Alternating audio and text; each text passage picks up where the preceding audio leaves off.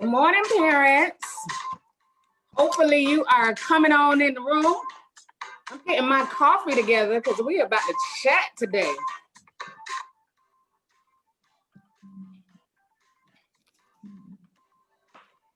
I'm excited. Look, and just so you know, it is sugar-free, but I'm about to add my own sugar because that's how I roll. All right, we have poured it. Got my sugar. Hopefully you all picked up your coffee chat conversation. Okay, I'm not gonna fight with the sugar today. Hopefully you picked up your coffee chat stuff yesterday so that you can join me while we sit and talk, get ready for a day. Aren't you like happy today? Like I'm happy for some reason. Can we go ahead and take down the background and share the screen? Because I feel like they can't see us. All right, let me go 1 second. To put up that agenda, well, we don't have an agenda, so we could just go ahead and put on view. So we don't have to screen share. We just want to see the faces. Oh, okay. Yeah. Oh, okay. Thank you. Oh. All right, there we go. We partying, parents and stakeholders and everybody who loves the Booker T. We are here, you see me? I'm mixing it, I'm stirring it, I'm stirring it, I'm mixing it, because I'm ready to begin with the conversation. Let's see, do we have any parents? Miss KT, do we have parents on? Are people checking in? Can you check in the comment section, just so I know you are following us? Miss KT, do we have anyone just yet? Yes, we have a couple of parents on already. I can't see you now. As soon as I stop my music, I'm gonna watch you on Facebook Live as well. But hey guys, dance with me, dance with me. It's Thursday, and we are having a good time. And nothing is in here except coffee. I'm just excited today because I get to catch up with you all this morning. All right, I gotta stop the music. All right, parents. I'm super excited. I hope you have mixed your coffee and you have your Danish, because we have a good coffee and conversation prepared for you today.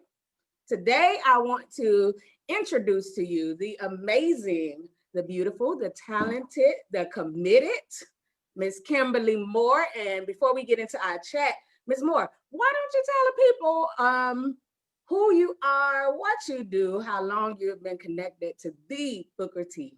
Good morning, everyone joining us this morning.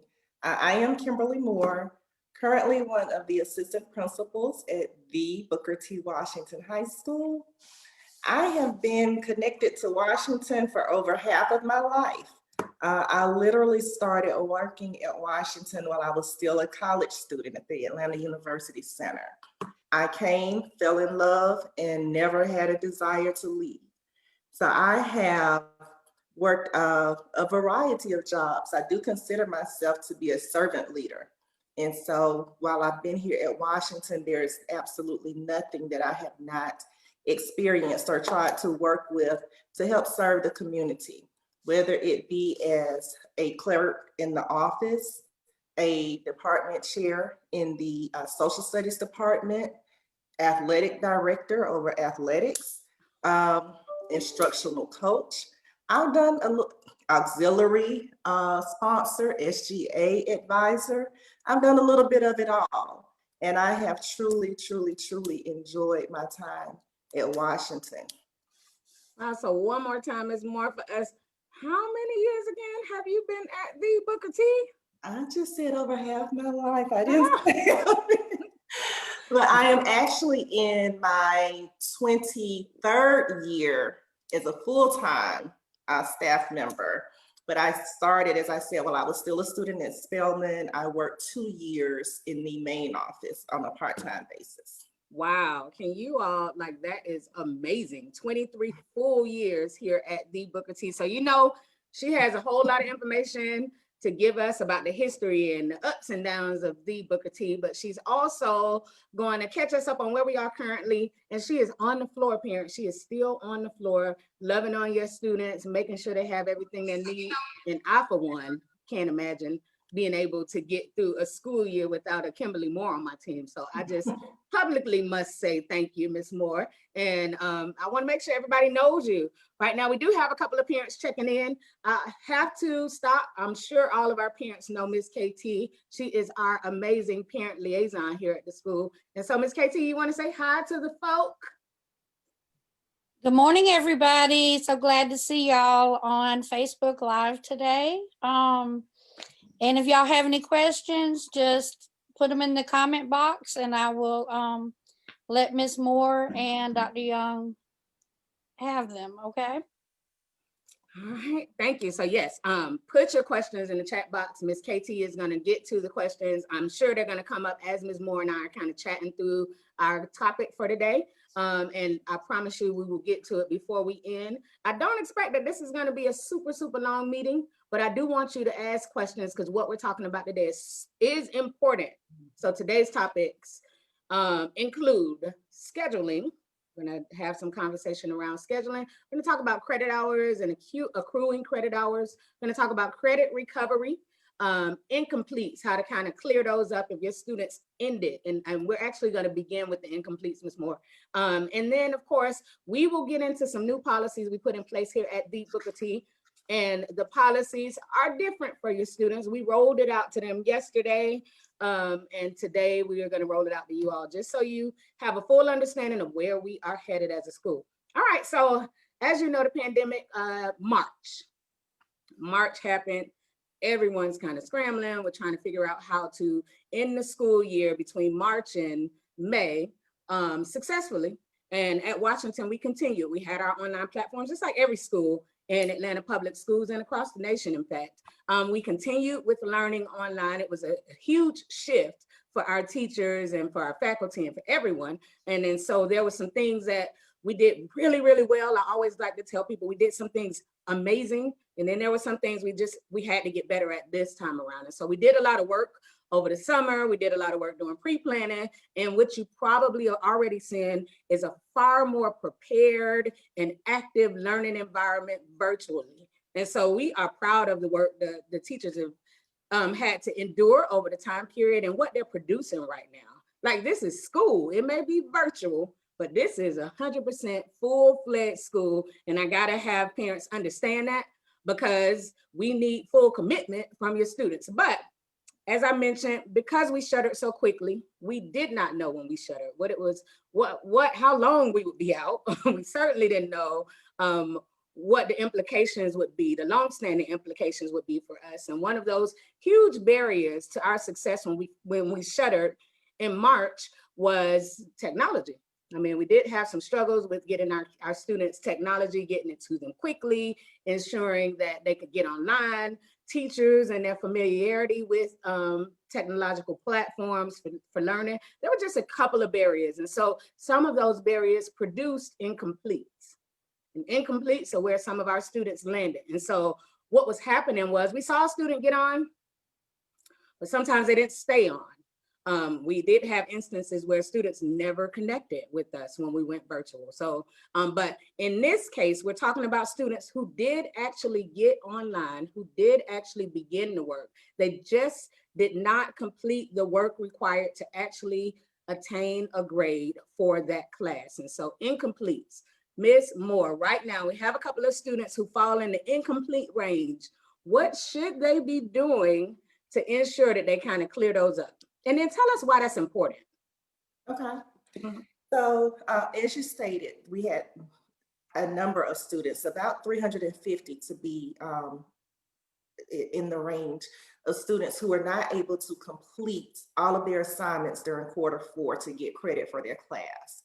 So what we did was compile a list of those students, and we looked at the classes and teachers for each of those students. The teachers have been reaching out to the students. So when I say the teachers, let me clarify, I'm actually talking about the teacher that the student had in the spring. So not their current teachers.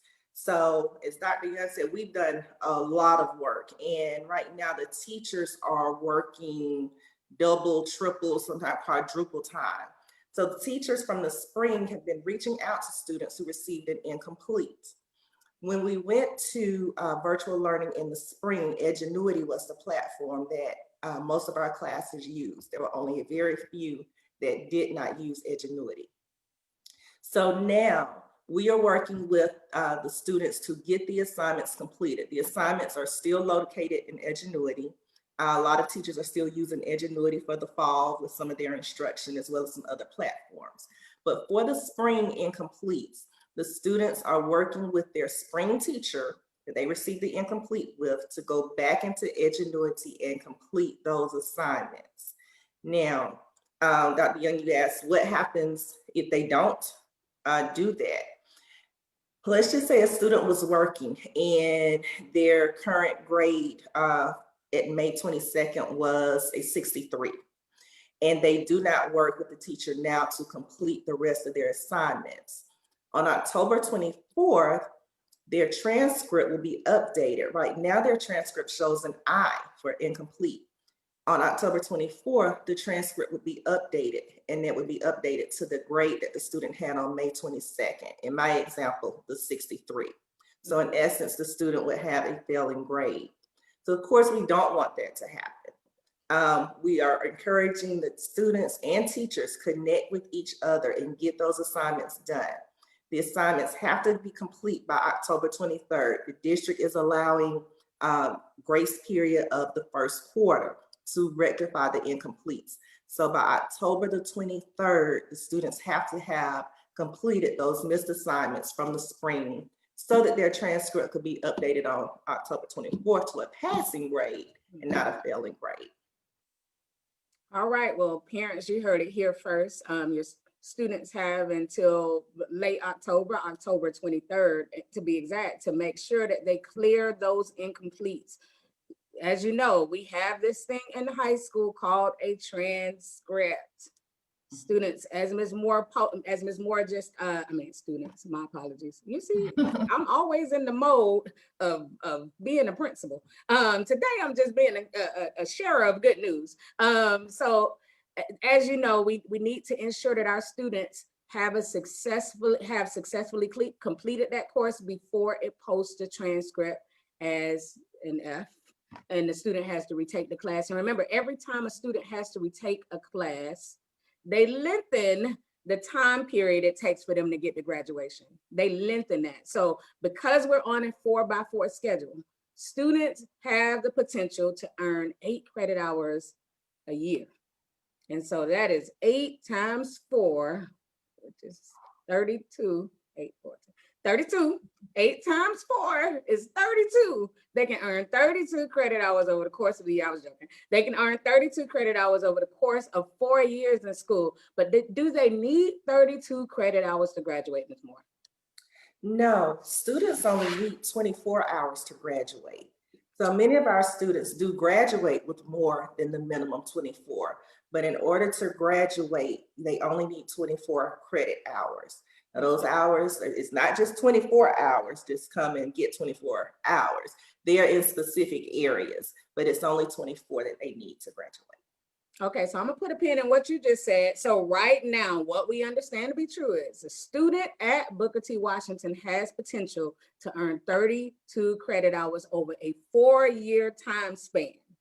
They only need 24 credit hours to finish school. So there will be some overage. That overage for a lot of students, it translates into opportunities to start college early in our early college program, to dual enroll so that they can accrue some college hours, to get in work study programs so that they can get some exploratory and hands-on experiences that will lead to a career field. So the more we accumulate those credit hours in a timely fashion, the more opportunities avail to our students to do things that they always dreamed they could do. And is there time? Yes, there is time to do so. Ms. Moore, tell me, and I don't want you to name the courses specifically, but how many maths do they need to graduate? So a student needs a total of 4 units of math to graduate. Okay, and can you just go down the line with all of our cores? Absolutely. Okay. So for English language arts, a student needs 4 units. For mathematics, they need 4 units. For science, they also need 4 units. And then for social studies, a student only needs 3 units. All right, and so that makes up, I need my pen in. Why didn't I bring my pen? I know math is not my thing. I promise you, I'm not bad with. That's why we have a bookkeeper. I don't mess with math. It's not my thing. So I sent it to Miss Printup. All right, so 4, 4, 4, and 3 is 15. Where are the other credit hours coming from?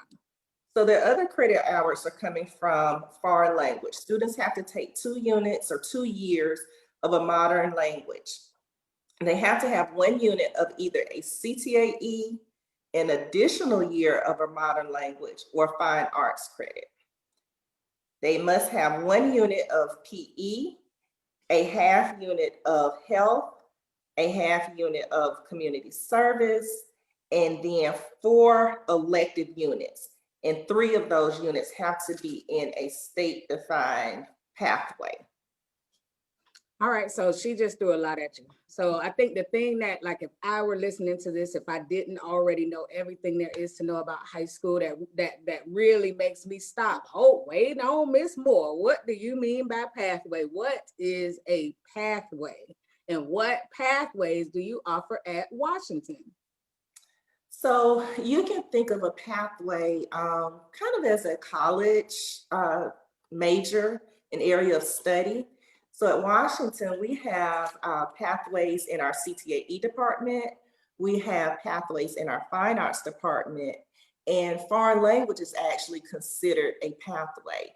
So I'll start with foreign language. If a student decides that they want to take more than the minimum required 2 years of foreign language, they can go on to complete a 3rd year, and in some cases, a 4th year of the foreign language. That's considered a pathway.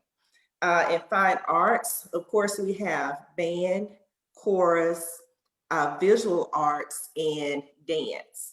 So to complete a pathway, a student would have to complete 3 consecutive courses in either of those areas.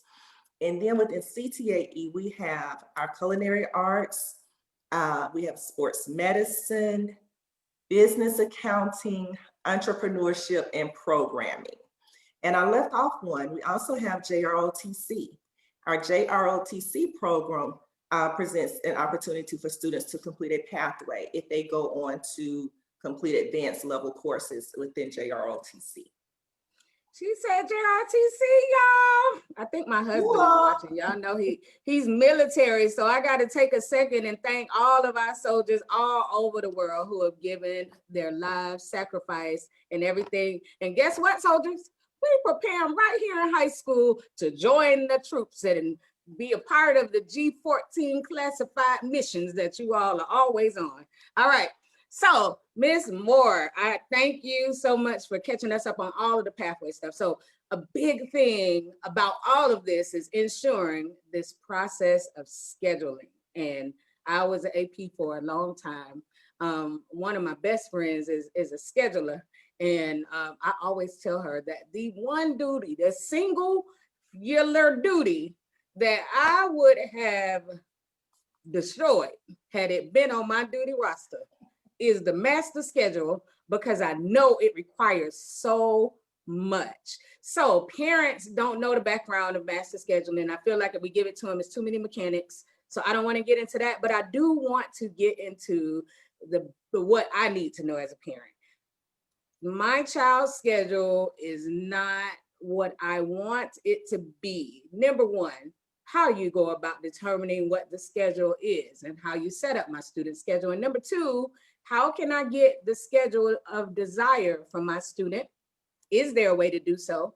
And then what's the process for that? So catch us up. Okay, so let me take your first question. How is the schedule set up?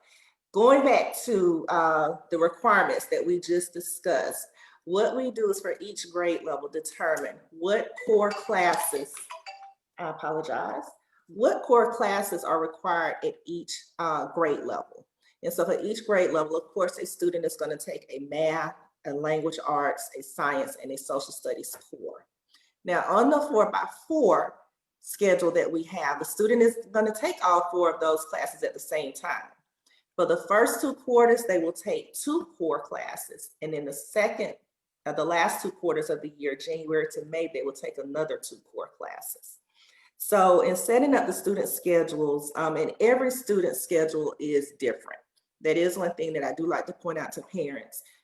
Students sometimes will say, well, my friend's schedule is this and mine is this, and I wanted, well, your friend's schedule may be based on some individual circumstances that your friend has, and it's going to be different from yours. So we take the graduation requirements and we look at what the student as an individual needs, and that's how the schedule is based. Now, I didn't write down your questions. Well, I mean, because I did see a parent comment, and I'm looking at both parents. So if you see me looking down, it's because I'm watching your comments as they come up as well. A parent asked about her student schedule being changed. If they wanted their schedule changed, how would they go about that? Okay, so schedule changes. We normally do schedule changes for the first 2 weeks of the quarter. We give students an opportunity to request a schedule change. And so the way that they do that, every student is assigned to a cohort. That is the year that they came into high school and that they are predicted to graduate. So students must join the Google Classroom for their cohort. They also have a Remind app. We have the Remind app that we use for each cohort of students. So within Remind and also within Google Classroom, the counselors have placed a link to our Google form for schedule change requests.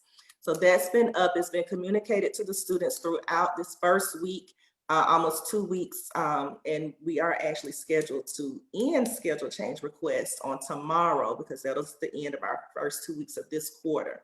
But students actually go to either their Remind or their Google Classroom for their cohort, and they click the link that the counselors have placed there to have their schedule change, or to have the counselors actually look to see if a schedule change is needed. Thank you, Ms. Moore. So she talked to you about the process for changing your schedule, but there are some executive decisions I'm able to make about the schedule. And I want to be able to point that out to parents. There are a few things that we don't change schedules for. We don't change schedules simply because you heard the teacher was not an ideal teacher and hey, let me get a schedule change. No, that it does not always work that way. Sometimes there are schedules that change midway through, and that's because in this instance, this year, we thought we would have about 775 students. We are right now sitting on nearly 900 students as a school, which is good, yay! But it also means that we have to level classes because we do not want teachers to have classes that are too large so that they can provide, to ensure that they are able to provide quality instruction. And so it is very probable that at some point during your students' academic career, they will have their schedule change midway through. Trust that there is a rationale behind the change. I would never say to Ms. Moore, start over, do the schedule changes again, just because we want to. No, that process is very lengthy, it's tedious, it does not feel good to teachers. And so we are very, very careful about how we change schedules, when we change schedules, and all of those things. So if you have a specific question about your schedule, I'm always going to say to you, begin the conversation with your school counselor, because your school counselor is looking at your student's transcript individually. And you may say that I want them to take math this term, and they say, well, your student is actually an honor student, and so I didn't put them in math this term because it's a regular class. I held their math class for next semester so that we can ensure we keep them on an honors pipeline. So there are so many reasons that those schedules are built the way they're built. Relax, relate, release the idea of getting frustrated before you pursue the answer. So relax, relate, release the idea of frustration, because we're good vibes over here. at 45 White House Drive. We keep good vibes over here at 45 White House Drive. I'm telling you, there isn't an email that you could send to the school that we will not respond to. It may take some time, especially the first week. I was mad at my own response time.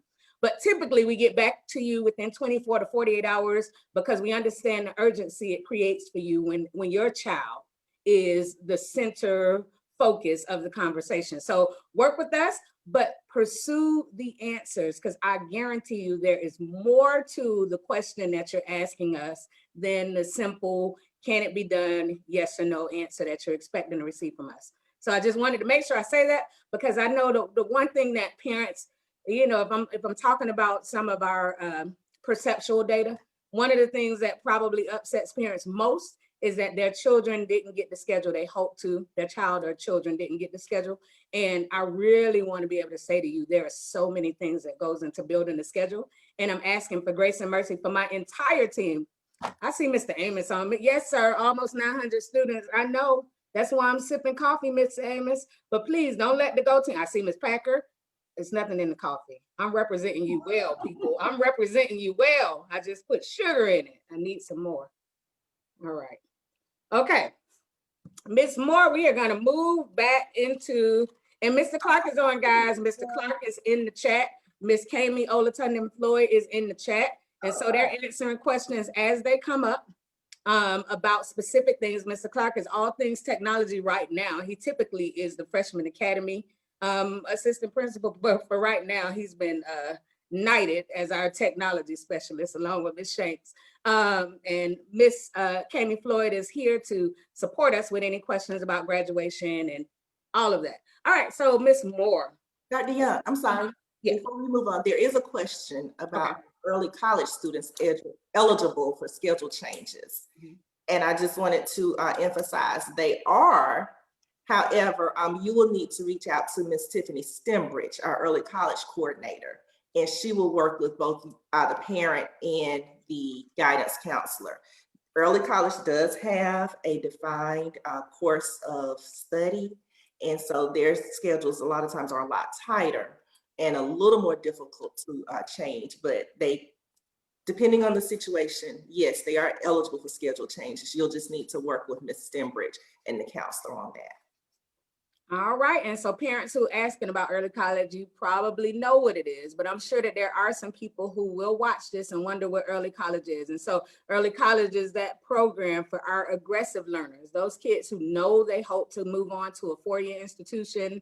They want to begin college early. So remember, we talked about that opportunity to gain 32 credit hours, only needing 24 to graduate. Our early college students, they start hitting the floor at junior year at Georgia State, at Clark Atlanta, at Atlanta Tech, at Atlanta Metro. And I think Ms. Stembridge is working on adding an additional college, but they hit the floor in college classes at 16 years old. They are sitting in your Georgia State classes, taking their courses and preparing. And so the early college program is phenomenal, parents. If number one, you're like me, free 99 works for you, because free 99 works for me. And you can get a free 99 start on that college trajectory, early college works. And if you have an aggressive learner, because we're very careful about who we put in the early college program. The early college program at Washington does make up about 250, maybe, you know, somewhere around 250, 275 of our students over the course of 4 years. And so that means, number one, I need y'all to understand Washington has a significant population of scholars. Like, we have a very significant population of students who make straight A's and B's, straight A's, who score well on SATs, who go on to four-year institutions, Ivy Leagues, HBCUs, all of that. So I want to make sure I put that out there, because I think everyone forgets that, yeah, the true live scholars are bred here. So the early college program for sure gets your student in, but those kids will take typically honors and AP courses only. Like, you are in the highest level of rigor when you are in that early college program. And so parents, if you're interested in the early college program, as mentioned earlier, reach out to Tiffany Stembridge. She is our coordinator for that. But please, please, please consider your student first. If you know that they will not want to move through classes as quickly as required for the early college program, or they have the tendency to not commit, then consider just allowing them to take some honors classes here or there over the course of their high school career, because it really is a very rigorous program, and we do not want students to feel like we put them in a program that they weren't fully prepared for. Okay, and we have dropped in, thank you, Ms. Moore and Mr. Clark and everyone else for dropping in the information for Ms. Stembridge. I hope she gets some calls, because listen, I'm all right with having 500 early college students in this. I'm okay with that. It is, those kids are impressive. Not that all of them are, all of our students are impressive, but just what it takes, because I wasn't that student.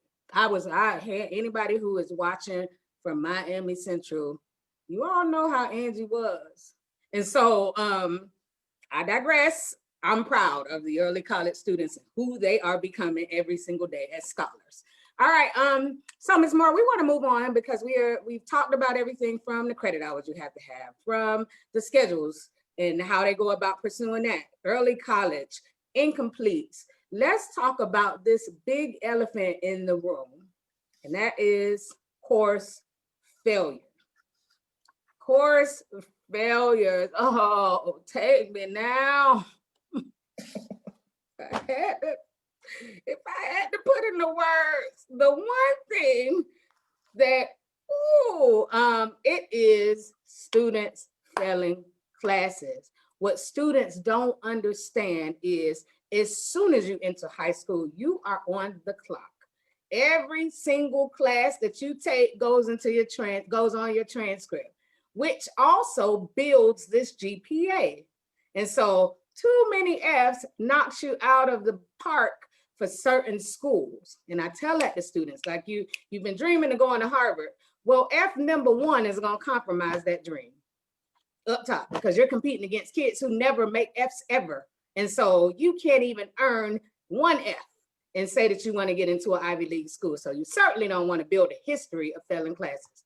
And so these Fs, we're getting ahead of them this year. We are turning this bus around, because Washington is not a school where students fail classes. We are scholars. And so Ms. Kim Moore, talk to us a little bit about what we're doing this year that's a little different to try to support our students and decrease or eliminate altogether their potential to earn Fs in classes.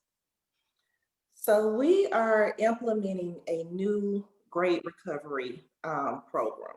And what we've kind of found is that while teachers were offering recovery, it wasn't really in a systematic process. So one teacher may do one thing, another teacher may have another process. So what we wanted to do was to kind of standardize the process. So this year, every 3 weeks, teachers will issue a progress report to students. And that report is going to show all of the assignments that have been covered during the 3-week period. So within that 3-week period, if a student has fallen off and not completed a required assignment, or if they completed the assignment and they just were not successful in completing the assignment with a passing grade, they will have an opportunity, it'll be 1 week, where they can go back and make up those missed or failed assignments for that 3-week period. Once that happens, we start the next 3 weeks. And after that, students will get another progress report. If there are any assignments within that 3-week period, then students will be again able to go back and make up or redo the missed or failed assignment within that 3 weeks. And so what we're hoping is that by keeping just a constant and consistent check on where students are every 3 weeks, number one, it sends off a signal to them that we're paying attention. Yes, we say all the time, we want to see you be successful, but we've put in place this process to help you be successful. And hopefully over time, after a little bit of time, hopefully it won't take too much time, but students will begin on their own to kind of see the importance of, number one, staying on top of their assignments from the beginning, but also just having a plan in place for, if I'm not successful, what can I do to immediately redirect and get back on track? Thank you, Ms. Moore. I mean, I love that we do have this process now that checks in with the students every 3 weeks to ensure that they are completing the assignments. They will get that credit recovery report that kind of lets them know all of the work, as Ms. Moore stated out, that they'll have to finish. They have a period of 7 days to get in the work for that 3 weeks. So here is the game changer of it all. We are trying to build accountable learners. If a student gets beyond the recovery period and then they attempt, oh, Mr. Clark is quite, you know what? This is our assistant principal, Mr. Clark. I don't think they can see it. What it says in your coffee. The best. Oh, Coffee. The best, y'all. see, we don't just party over here at Washington. I want y'all to know that we do work too. And he just stopped by. I didn't even know he was in the building. Thank you, Mr. Clark. All right. So parents, the game changing part of all of this is the students cannot go back and make up work that was in the previous 3-week time span. That's where accountable learners come in. Like, we don't allow students to sit for a full semester and hope they can make up work that was given to them in August. It's December now. Grades are about to go in. And now I'm going to start emailing my teacher to make up work that I missed in August. The answer to that is negative. No, you have 3 weeks we are monitoring you for 3 weeks. We are going to let you know all of the work that was given in that 3-week period. And we're going to give you 7 days to recover whatever that missed work is. And after that 7-day period ends, guess what? You can't go back into those 3 weeks and make up that work anymore. Negative. Because if we don't set standards of accountability, then our students will transition to college or to a career field or to a tech school, even to the military, and they will struggle to keep up, because in all things, there are deadlines, there are expectations, there are standards. And so parents, right now, it sounds like a blurb to you, but I promise you, you're gonna wanna advocate for your students about this. But I'm going to tell you, every email is going to be met with, I feel like the time period we're giving our students is reasonable. I need you to help me help your student be an accountable learner and tell them that they need to get their work done in a timely fashion. And when they don't get it done in a timely fashion, they need to recover it during the period, because the teacher will not be moving back and accepting work from that time period. It is harsh. I understand. I know. But this is how we build scholars. This is how we do it. We put systems in place that teach them things that help them be better learners. All right, I think, I feel like I was supposed to cover something else. All right, we'll look through the students. I did get a parent asking, did the students find out? They have found out. We did let them know yesterday. They didn't seem like it, they took it pretty easy. I thought I was gonna get a lot of questions about it, but I fully expect that we'll get the questions and the concerns from the students after we move beyond the credit recovery period, which by that time, we are well into week 5 of school. That's when they're gonna finally catch up and realize that, oh my goodness, I can't go back and make up work that I missed the first week of school. Well, yeah, now you're in the second, third weeks, and I need you to begin catching up on your work. By the time we graduate our freshmen, there will be a settled expectation at Washington. We are not here to play. We come to school to learn. We come to school to graduate and transition and do amazing things. We love having fun. Like I told you, it's good vibes over here at 45 White House Drive. But we are about the business of learning here first. And so help us communicate this standard of expectation across the school with your scholars, and then email me any feedback. I am definitely always open to hearing from you, ways that we can improve as a school. All right, I feel like though, Ms. Moore, was I supposed to get on another topic with you? Because I feel like I got it all. I think we covered everything, unless there were any specific questions. All right, well, I'm turning it over to Miss KT. Miss KT, you ready to come on and hit the chat box? Let us know what we can answer for you. So one of the questions, will the parents receive the same notifications as well? What's going to happen, parents, is through IC, we're going to push a notification to you through IC to let you know that students have received their credit recovery report from their teachers. So remember, accountable learners. What we'll do for you this year, because I'm a mother of a bulldog as well, is make sure that each parent knows what their student is receiving from the school. And so all I need you to do is when you receive the notification, get with Johnny and say, hey, let me see the credit recovery report. Have you turned in all of these assignments? All right, because once I look at your grades, I better not see any zeros in the grade, but you know how we mother the kids as you see fit, but make sure that they do not have any zeros in the grade book. The school has given a reasonable amount of time for them to be able to make that up. So one comment, a parent said that her ninth grader just wanted to say thanks for the open communication. Aww. Also, another question, are all the teachers communicating with the students that need it? Yes, all of the teachers right now, you know, our structure this year is different. And I didn't get into that. I guess I could have, but our structure for the way we educate in the virtual environment is different this year. So teachers are online live every single block, every single day. And then they go for 35 minutes of that same block of time, because there are 90 minutes in each, 75 minutes in each block. They go for 35 minutes just to answer questions for students. So they are at their computers for 75 minutes a block every single day. Most of the day they're at their computer. Again, I want to stress to our our parents that I need you to help us say to our students, I need you to be accountable. Your teacher, here's what I'm saying to you. Every teacher absolutely has to communicate with students. That's not up for discussion. Like, the teachers are willing to, and that is a requirement, not just from me or from any of the administrators. It is a requirement of Atlanta Public Schools to maintain an open communication with your student body. So this isn't a question of whether or not the teacher will communicate. How does the teacher know what needs to be communicated if they never get asked the question? So I'm telling you to tell your students to pursue their knowledge. If the teacher hasn't said something explicitly to them that they need to know, tell them to ask the question. They can ask it in the classroom or they can ask it privately, but they need to ask the question. Same goes for you, parents. Email the teacher. Our standard is 24 to 48 hours for a response time. You are free to wrap me in if you've been trying to get the teacher and you haven't received a response.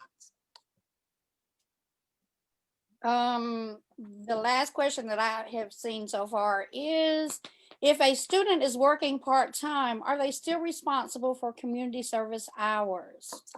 This year, there is no community service, so that's good. We are not focused on that this year, but I will say, yes, in all things, we want our students to be givers. Like, one of the things that makes our school so remarkable is what it took to get here. There was a whole lot of background stuff happening before we set the first brick outside to get Washington here. And things like this, things as monumental as getting Washington started, are built on the heart of the community, people being willing to give back. And that's the lesson in community service. I want us to shift the mindset from thinking it's just a requirement to understanding that this is what we do to create the scholar that knows what it is to be an active part of building something positive. So it's not just about the hours. I do believe we have conversations with students who work and there are conflicts, but I do want every student to work toward completing some level of community service. You have to give back. You have to reach back and pull up the next person. You have to figure out how to impact positively. And so that's something I won't yield on, just because that's my heart. And that's the heart I want our kids to have. Any other questions? The only other one that I see right now is concerning using the Bulldog app to communicate with teachers. But I don't think we've onboarded all the new teachers yet. So I need to make sure that's done for the school year. However, Parent Portal, you can also communicate with the teachers that way. And then I've also included my information in the comment section so that if you have any questions, we can talk one-to-one. and I can get you, if you're not set up on Parent Portal, I can get you set up and ready to go, and then talk you through how to contact the teachers that way as well. So just, after this meeting, y'all give me a call and I will call you right back and get you set up. All right, so parents, there you have it. You can get us on Facebook. You can get us on Twitter. We are on IG. I'm on Facebook, Twitter, and IG. I'm on the Bulldog app. We all have email addresses in the school. There is the Infinite Campus that you can go back and forth with your parents on. There's a Let's Talk app. Parents, y'all have a reason not to be able to contact the school. We have given you 9,000 of them. I promise you, I respond to every single platform that puts out any questions to the school. I promise you. I don't want anyone to walk away feeling like the school, you cannot contact anyone in the school. I understand that everyone's go-to habit is to call the school. But if the phone isn't answered, which there is always someone here to answer the phone, but if the phone isn't answered, or the voicemail doesn't seem to be working, shoot a text over. Hit me on IG and say, hey, these are the questions I have. All of it comes right here to my phone. Y'all saw my baby? Look at him, he's so cute. All of it comes right here to my phone, and then I take the time to respond to each one of them. I think that's it. I feel like I've held you, but before I go, we got to do it one more time. Let's jam. Let's jam on out of here, parents. All right now. So here's hoping that you have an amazing day. And remember, your student happens to attend the most phenomenal school in the Atlanta Public Schools, arguably in the state of Georgia and the nation, with the flyest principal this nation has ever seen. And I love you because I love them. We shall rise. We can end, Miss Hanks.